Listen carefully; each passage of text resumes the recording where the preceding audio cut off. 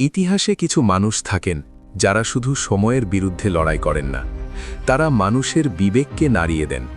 নেতাজি সুভাষচন্দ্র বসু ছিলেন ঠিক তেমনই একজন মানুষ। তিনি শুধু স্বাধীনতা চাননি, তিনি চেয়েছিলেন একটা মাথা উঁচু করে দাঁড়ানো জাতি।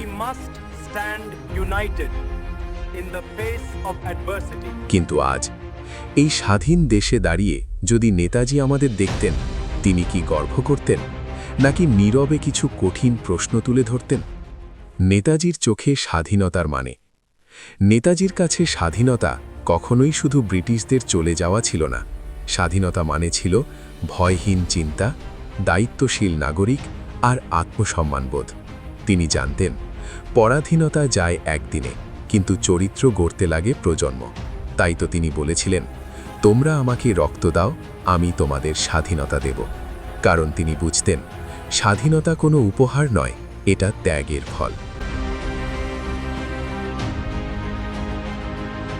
আজ আমরা স্বাধীনতা উদযাপন করি, পতাকা ওড়াই, দেশাত্মবোধক গান গাই আর সেলফি তুলি।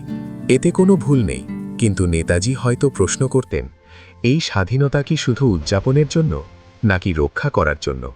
স্বাধীন দেশের নাগরিক হওয়া সহজ, কিন্তু স্বাধীন চিন্তার মানুষ হওয়া কঠিন।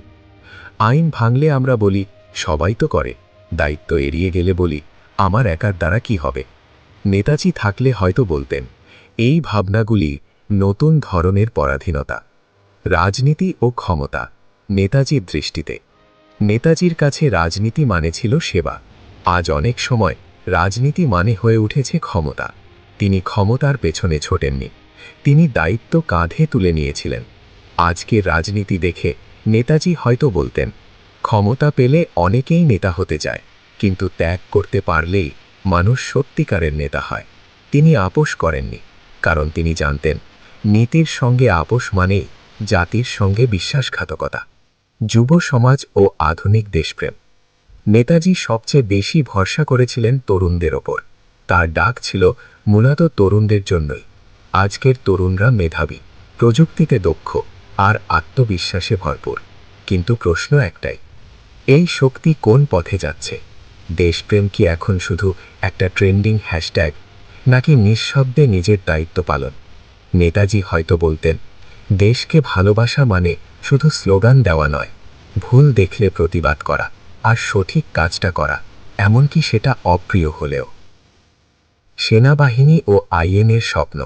আজ ভারতের সেনাবাহিনী শক্তিশালী, এটা দেখে নেতাজি নিশ্চয়ই গর্ব অনুভব করতেন। কিন্তু আইএনএ শুধু অস্ত্রের গল্প নয়, আইএনএ ছিল আদর্শের প্রতীক। নেতাজি বিশ্বাস করতেন শক্তিশালী সেনার থেকেও শক্তিশালী চরিত্র বেশি দরকার। কারণ অস্ত্র দেশ রক্ষা করে, কিন্তু চরিত্র জাতিকে বাঁচায়। নেতাজির কাল্পনিক চিঠি। ধরুন নেতাজি আমাদের জন্য একটা চিঠি লিখেছেন। তিনি লিখছেন, প্রিয় ভারতবাসী, আমি তোমাদের স্বাধীনতা দিতে চেয়েছিলাম ভয়ের বিরুদ্ধে দাঁড়ানোর সাহস দিয়ে। কিন্তু মনে রেখো, স্বাধীনতা কোনো উত্তরাধিকার নয়, এটা প্রতিদিন প্রমাণ করতে হয়।